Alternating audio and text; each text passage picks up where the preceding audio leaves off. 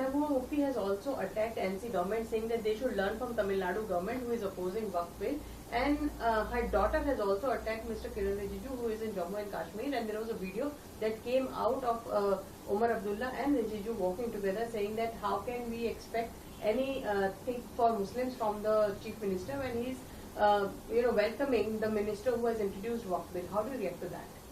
Again, I would like to re-emphasize, once the Waqf law has been passed after due process which is constitutionally established, but those state governments which are opposing, whether it is Tamil Nadu government or the Jammu Kashmir government, it clearly shows that they are having utter contempt for constitution, because as per constitution no state government can oppose any law passed by the Parliament of India. And the type of scenes which has been witnessed in Jammu Kashmir Assembly, if they are tearing apart, it means these are the people under whose hand the constitution is in danger.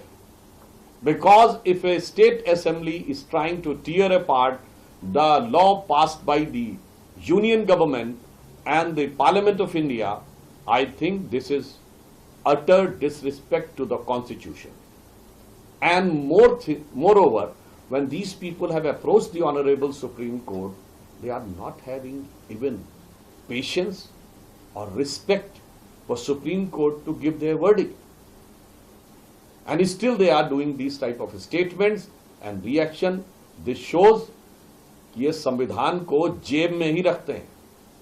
ये संविधान को जेब में निकाल के जो दिखाते हैं, इसका अर्थ हो गया संविधान इनकी जेब में चाहिए इनको, means they want to interpret and use constitution as per their convenience, not as by the procedure and law established.